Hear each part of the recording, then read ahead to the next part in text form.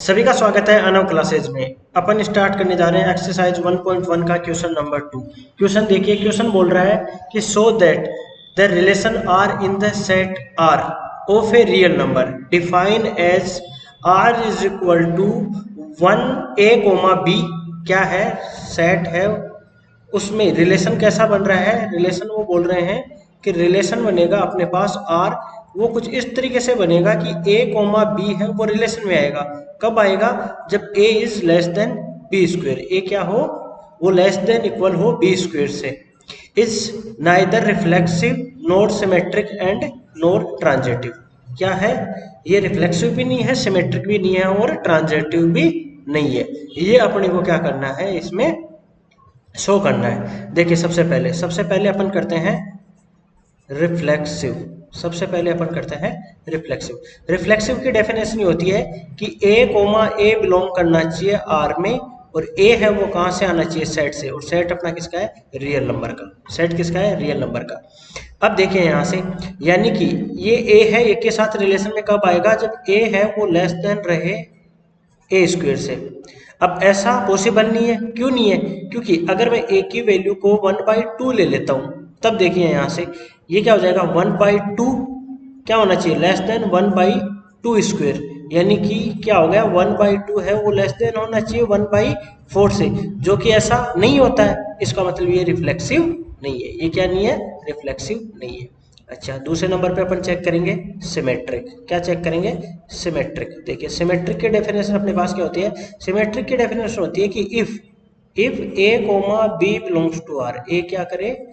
a, b अगर r में हो यानी रिलेशन में हो, तो क्या होना चाहिए अपने पास? b, a, b अपने पास रिलेशन में आना चाहिए। यानी कि क्या हुआ कि अगर a है वो लेस देन हो अगर b स्क्वेयर के, अगर ऐसा है यानी इम्प्लाइड दैट b है वो लेस देन होना चाहिए ए स्क्वेयर के, जो कि ऐसा पॉसिबल नहीं है। क्यों नहीं है पॉसिबल? जैसे फॉर एग्जांपल मैं आपको देता हूं कि मैंने ए की वैल्यू ले ली, जैसे मैंने ले लिया 1, ठीक है जी। बी की वैल्यू मैं ले लेता हूं, क्या ले लेता हूं? मैंने ले लिया ए की वैल्यू 2 ले लेता हूं और बी की वैल्यू 3 ले लेता हूं। अब मुझे बताओ कि क्या 2 लेस देन है 3 स्क्वायर के? 3 स्क्वायर यानी 9 के। बिल्कुल सही है, ये सही है। अब मुझे ये बताओ, क्या 3 है वो लेस देन है? क्या 3 है वो लेस देन है 2 स्क्वायर यानी कि 4 के? ऐसा नहीं है। इसका मतलब ये रिलेशन में नहीं आ रहा, इसका मतलब ये सिमेट्रिक भी नहीं है। ठीक है जी। Number third, transitive. क्या चेक करेंगे? ट्रांजिटिव। ट्रांजिटिव देखिए क्या होता है। ट्रांजिटिव की डेफिनेशन अपने पास ये होती है कि if a, b belongs to r and b, c belongs to r, imply that अपने पास क्या होना चाहिए? a, c भी बिलोंग करना चाहिए r में। किसमें? r में बिलोंग करना चाहिए। अब देखिए यहां से, यानी कि डेफिनेशन के हिसाब से क्या हुआ? a है वो लेस देन हो किससे? Less than equal b square से, एंड b है वो लेस देन रहे c स्क्वायर के, यानी इम्प्लाई दैट अपने पास a है वो लेस देन होना चाहिए c स्क्वायर के लिए। अब ऐसा पॉसिबल नहीं है। क्यों नहीं है? जैसे अपन एग्जांपल देते हैं इसके लिए। एग्जांपल ये लेते हैं, a की वैल्यू है वो ले लेता हूं मैं, मान लो मैंने a की वैल्यू ले ली 1। a की वैल्यू क्या ले लेता हूं मैं? 1 ले लेता हूं, या 1 मत लीजिए, कुछ भी 3 ले लीजिए। एग्जांपल बहुत मिलेंगे इस तरीके के। b है वो मैंने ले लिया 4, b को मैंने क्या ले लिया? 4। और सी को मैं ले लेता हूँ, सुनना मेरे पास, सी को मैंने क्या ले लिया? सी को मैंने ले लिया, इसको भी 3 ले लेता हूँ। 3 ले सकता हूँ ना मैं? इसको 3 ले लिया मैंने, या मुझ कुछ इस तरीके की वैल्यू लेता हूँ जो इससे लेस देन ना हो। जैसे मैं ले लेता हूँ यहाँ पे, इसको 6 ले लेता हूँ। एक को क्या ले लेता हूँ? 6। मैं एग्जाम्पल बनाने की कोशिश कर रहा हूँ, आपको भी इसी तरीके से कोशिश करना है। तो मुझे ये बताओ, क्या a है वो लेस देन b स्क्वायर है? देखो b की वैल्यू 4 है, 4 का स्क्वायर 16। तो मुझे ये बताओ, क्या ये इससे कम हुआ? बिल्कुल कम हुआ या नहीं हुआ? मुझे ये बताओ। यहाँ से देखो, कम हुआ या नहीं? बिल्कुल कम हुआ, क्योंकि 6 है वो लेस देन होता है किससे? 4 स्क्वायर यानी 16 से। बिल्कुल सही बात है। और इस साइड अगर इसके लिए अपन चेक करें तो क्या है? 4 है वो क्या लेस देन है 3 स्क्वायर यानी कि 9 से। बिल्कुल सही, ये भी हो गया। यानी कि अपने पास 6 है वो लेस देन होना चाहिए 3 स्क्वायर यानी 9। ये तो सही हो गया। ये तो किसके लिए हो गया? सही के लिए हो गया। अब इसका मतलब ये थोड़ी हो गया कि ये ट्रांजिटिव हो गया, नहीं। अगर अपना एक एग्जाम्पल सेट हो गया इसका मतलब ये ट्रांजिटिव अपन नहीं बोल पाएंगे कि ये ट्रांजिटिव है।